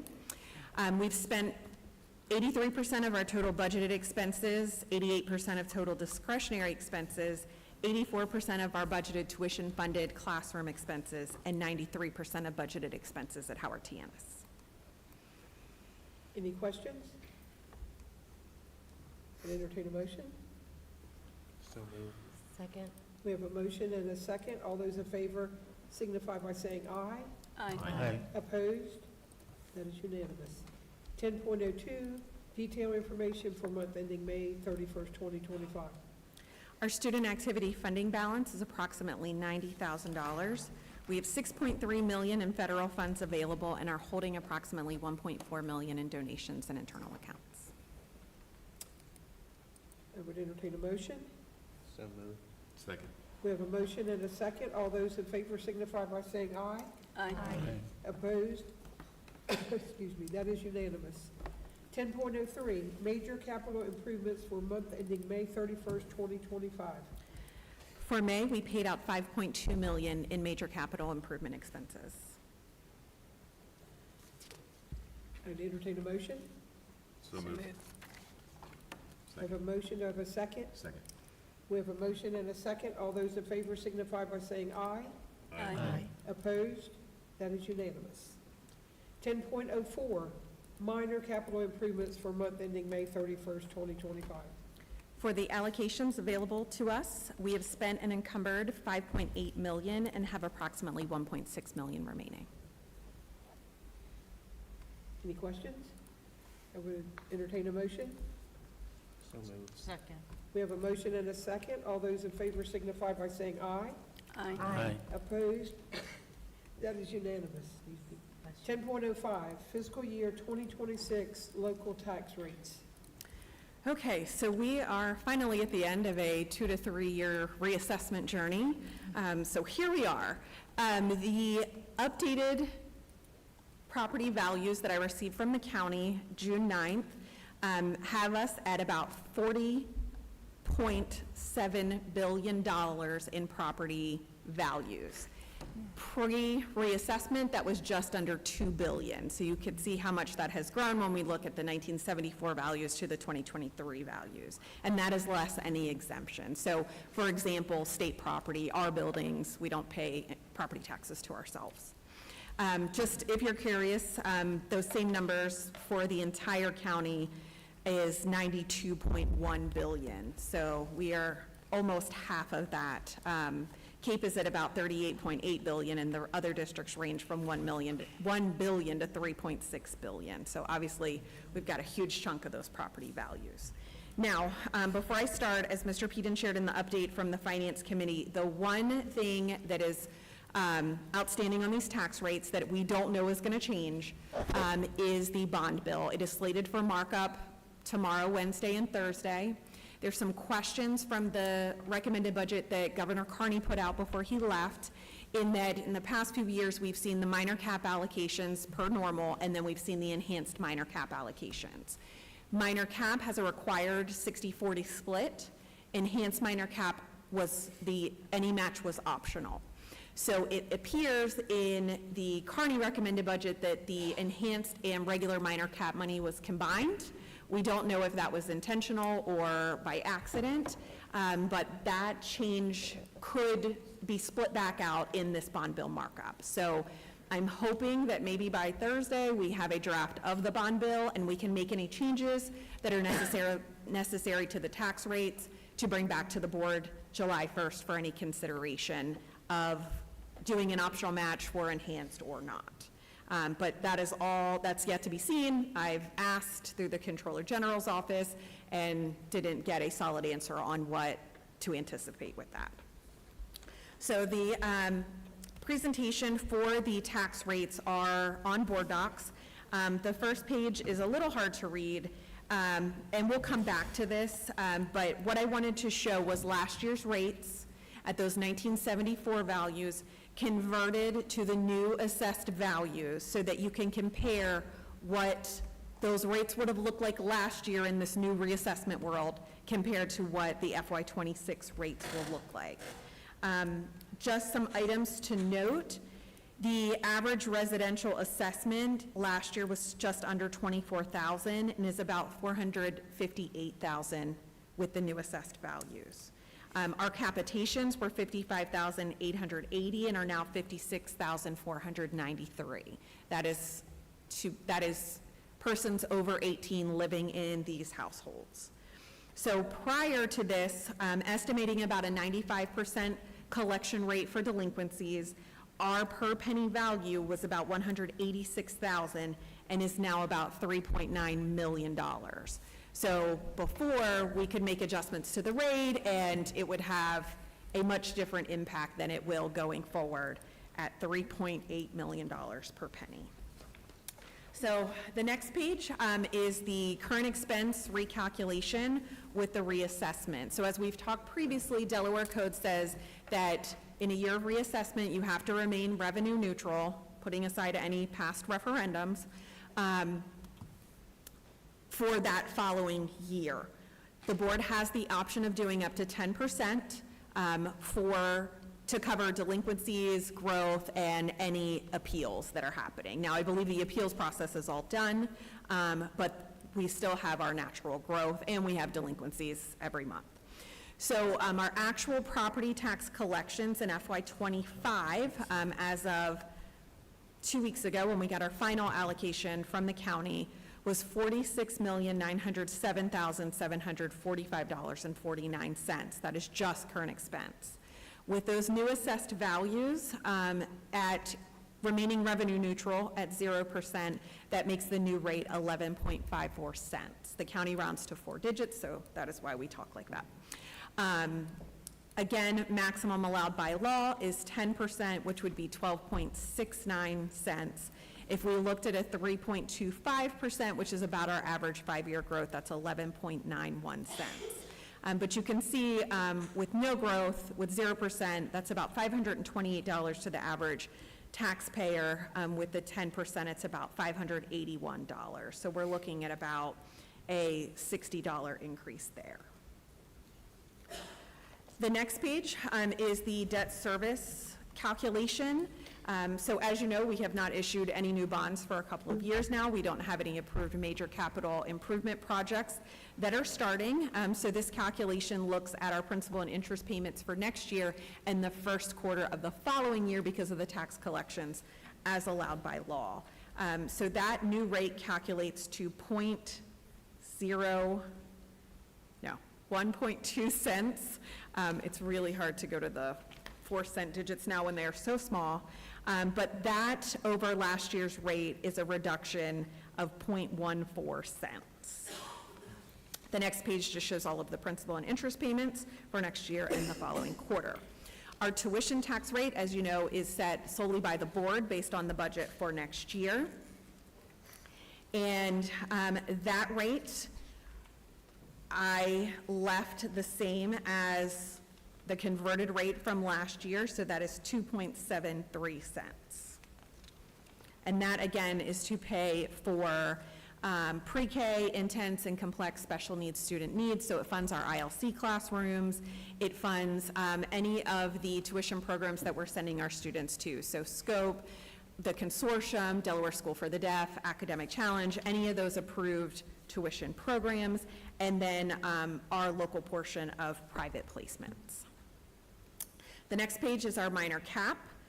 So again, right now it's looking like our 60% state share is 1.9 million and our local is about 1.3 million. So with that split, that is a rate of 3.2 cents. The next page shows our other match taxes that we have not historically collected. So the technology match tax is a rate that was set in 1998. So we had to adjust that rate down for the new property values. That becomes 0.22 cents. Extra time match, 0.07 cents. Reading and math teachers, 0.07 cents. Math resource teachers, 0.04 cents. Reading interventionist, 0.04 cents. Opportunity grant, about 0.37 cents. And athletic trainers, 0.02 cents. So the last two pages are options for the board. In the past, I've been asked to bring options to put on the table for your review and approval.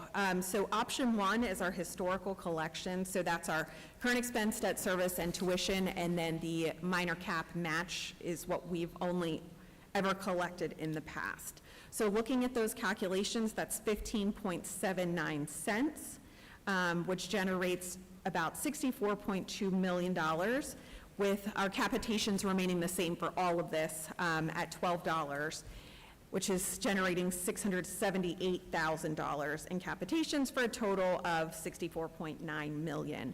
For the average resident, that is a cost of $723. Option 2 is looking at the 10% reassessment addition, so leaving debt service, tuition, and minor cap the same, and collecting that additional 10%, which equates to about $4.7 million in revenue for the district at 12.69 cents. So the total rate there is 16.94 cents, and we're looking at total collections with capitations of about $69.5 million, which is $775.50 to the average taxpayer. Option 3 is the historical collections with some match taxes. So looking at the areas we need the most, technology, reading resource, math resource, and reading interventionist. That becomes a total of 16.16 cents, which generates about $66.4 million, or $740 to the average taxpayer. And then option 4 is the 10% reassessment with those same selected match taxes at a rate of 17.31 cents, just over $71 million, or $792 to the average taxpayer. And certainly, I can on the fly adjust any tax rates if there are any other options you would like to see.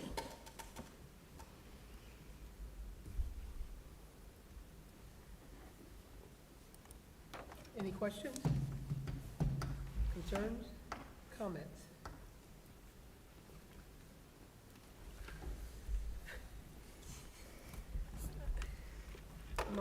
I do, well, go ahead, I'll wait, I'll do mine last, go ahead. Anybody have comments? I mean, we're not gonna vote on this tonight, right? I need time to sit down and work through some of this before I'm ready to vote. So it is And I due to think the we- county by the second Thursday of July, so if not tonight, then July 1st. And I think we need to think about it. I know the IRE have said, oh, we have to do it, but I think we have to weigh doing this one-time thing and then going back to a referendum, because we do this 10% and those match taxes, I don't have a crystal ball, but I just, in my gut feeling is, we can kiss a referendum goodbye for the next however many years it's going to be, because it's going to be, you already took 10% now, and this is what you've got. And the next time if we were to go to a referendum in another year, I just don't see that. I personally don't see that happening. And I agree. We need the money desperately, but talking about fiduciaries, I was elected to represent my district, and we went out for referendum. The community said no. We went out a second time. They said a louder no. So they're telling me I need to represent them, that the district has to find alternative ways of balancing their budgets, that the people I'm representing don't want the extra tax. I also think we need to look at the system that we're under and the archaic nature of it, and that hopefully as time evolves and legislative changes come, perhaps we'll roll and evolve into what it perhaps should look like and be. But the situation we're in right now, and looking out for the best interest of the students of the district and the staff, I just wanted to know, Mrs. Smith, from your expert opinion, looking at historical collections and selected match taxes, kind of that happy medium, do you feel that would be a large benefit financially? Anything additional will be a benefit to the district. If you're looking at that, I think the reading resource, math resource, and reading interventionists helps reduce some of the burden on the current expense funds, which is where the local salaries for those positions come from currently. Technology as well. As you know, during COVID, we had a lot of ESSER funds that we used to replace a lot of aging technology and smart boards, and that funding obviously came to an end. So that is something important that we could also have to help alleviate the burden of other funding lines of replacing that technology as it comes due to age. I will, just so I don't forget, I will caution you that as of now, the reassessment is slated to happen every 5 years. There's been legislation introduced to change it to 10, and we'll see what happens with that. But this 10% will come up every 5 years with reassessment as it stands now. And so absent any changes to referendum reform and how that process works, it's going to be a balancing act, right? As you've talked about reassessment and referendum going forward, absent any changes to referendum. Having this dove into the finances for this last referendum, I think there's a lot we've got to look at. I know looking at the 10 million, I mean, it's right there, and you're looking at it, we could approve that. but it's a one-shot deal. And if you do it in one shot, you're not gonna have that 10 million the following year, so you're either gonna have to bank it all and still make possible cuts. But I think, you know, just listen to Kim, listen to Jerry, listen to you, Liaga. I think we've got to look at everything. We've got to look at, you know, how we're funding our schools, how we're using our units. I think we have to look to save every dime we can save. And, you know, the gentleman that spoke earlier this evening, I agree with him. You know, we come for referendums every 5, 8 years, and we ask for a lot of money. And I think probably it would be easier for our constituents, for all of us, all of our constituents, if we did it in smaller chunks. And, you know, take a look at, let's take a look at a 2% or 3% or whatever, and keep it low enough that we don't just absolutely, you know, crunch people. Look, there's a $2 billion to $40-some billion difference in reassessment. So, you know, some people are gonna get, you know, scary if you start raising it too much.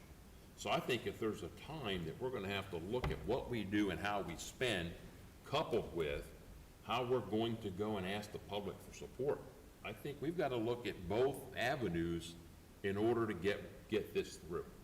There's still a lot of the people that I talk to in my area, you know, it's spending. And tonight, we heard we have athletic budgets. Everybody's over. We just can't have that happen. We can't have it. We've got to make people be accountable for the money that they have. And I think as the board, that's our job. We have to make sure that people stay within budgets. I think we need to make sure that we're oversight of the money that's coming in, going out.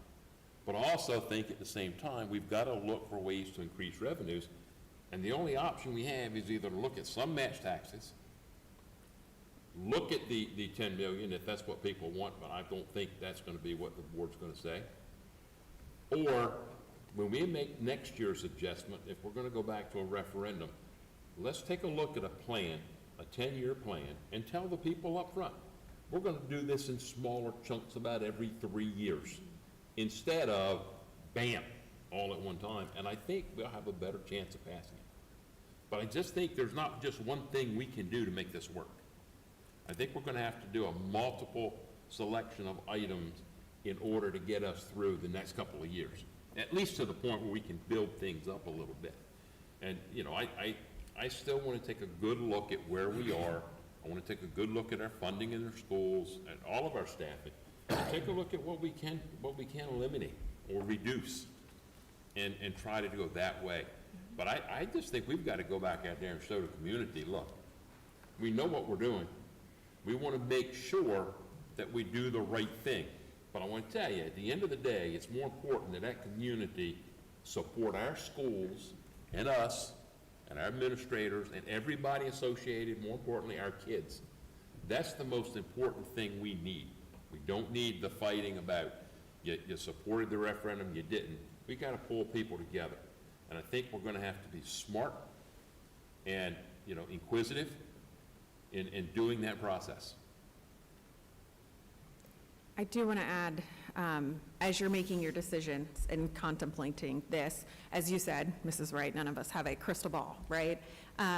So back in March, I did present to you the projections for next year and what that looks like, but there's a lot of unknowns there, right? Like, we're still waiting for the budget bill to be passed, the bond bill, all of those things. We don't know what that's going to look like.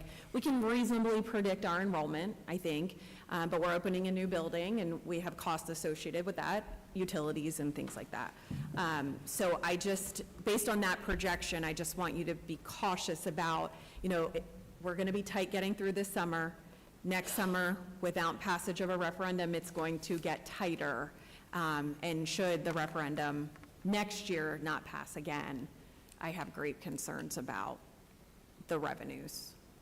I agree, and I think if we set a plan out how we're going to try to accomplish this, put it out to the community, I think that's a much better way for us to go. So it's a very comprehensive problem that has to be solved. And I think, and what I'm hearing you say, we have to make a decision soon, because the July 1st meeting, this has to be Correct. decided. Mhm. Okay. And I totally agree. I felt it for a long time about increments, incremental, systematic change is always the best. Well, a 10-year plan put out to the community this year, 2027, expect the board to come out with a current expense of approximately this much. Again, it's 3 years later, 3 years after that. I just think you might get it maybe 2 out of 3 of those years, but it's better than losing that one shot when you go out for all those years together. If anything I learned on this referendum, I learned this. Don't wait. Try to go early and get everything out to the folks so everybody's aware of it before you actually go out to the referendum. That takes a lot of strategic planning, and we have to analyze and evaluate what we have to do.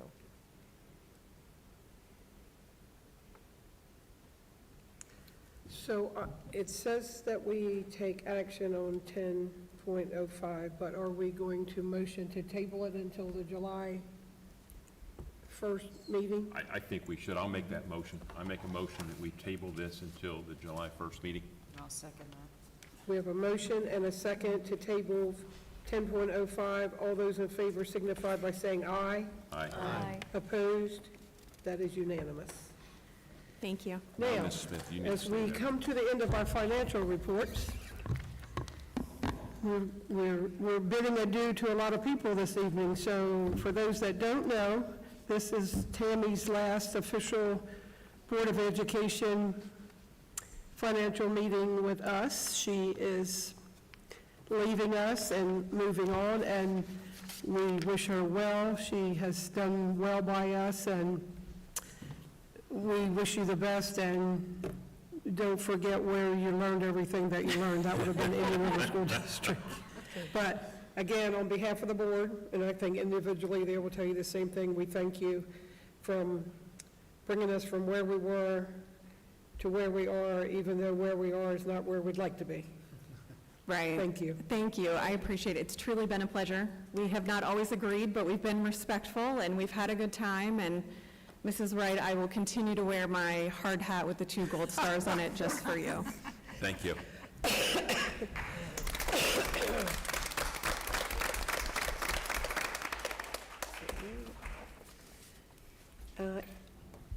Communications, 11.01.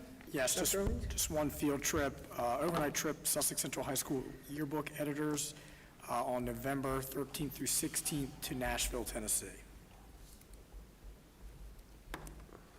So just a question, because we are in the funding quest here, how does that get paid? That will be paid out of yearbook, the yearbook account at Sussex Central, and only if, and they specified this on the application, only if the funding is available. Okay. I make a motion to approve. Second. We have a motion and a second to approve. All those in favor signify by saying aye. Aye. Opposed?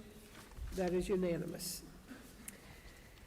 Now we move to personnel, and I would entertain a motion at this time that we recess and go back into executive session. You can table personnel. I know we need to discuss that further. If you want to table those, go to 13. Do you and want just- to do this? That's up to you. That is Well, I an think option. there was going to be more discussion on that. Okay. So yes, we would table that. I mean, we would take that in executive session. Okay. Do I have a motion? So moved.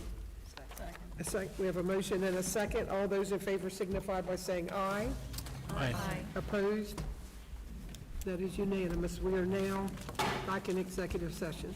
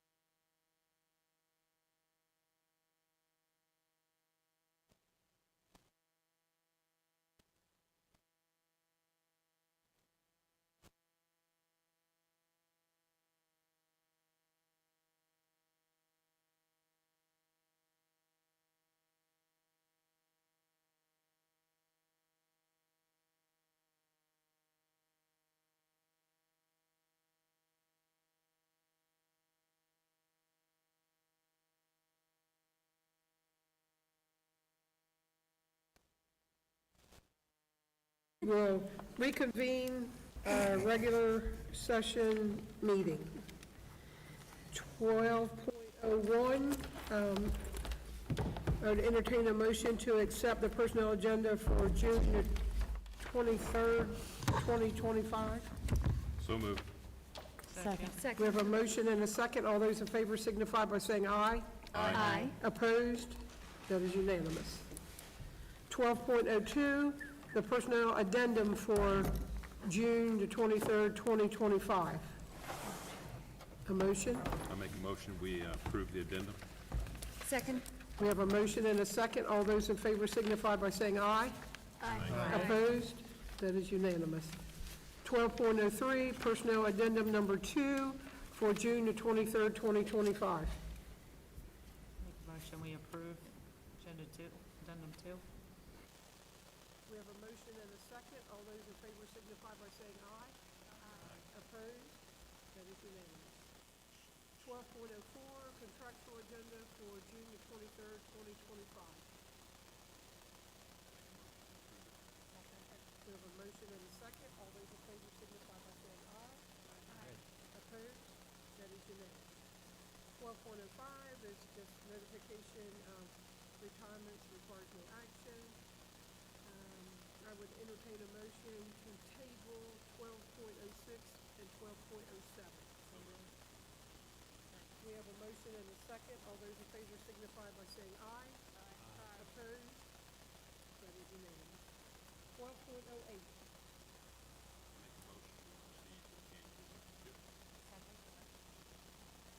We have a motion and a second. All those in favor signify by saying aye. Opposed? That is unanimous. Student hearings, 1301. Student hearing number 25-93. I make a motion to amend the hearing officer's recommendation to allow student number 25-93 to return to Sussex Central High School at the beginning of the 25-26 school year under the following conditions: to remain in social probation, and the superintendent or assistant superintendent or their designee be assigned, will assign the conditions for the student's success upon return.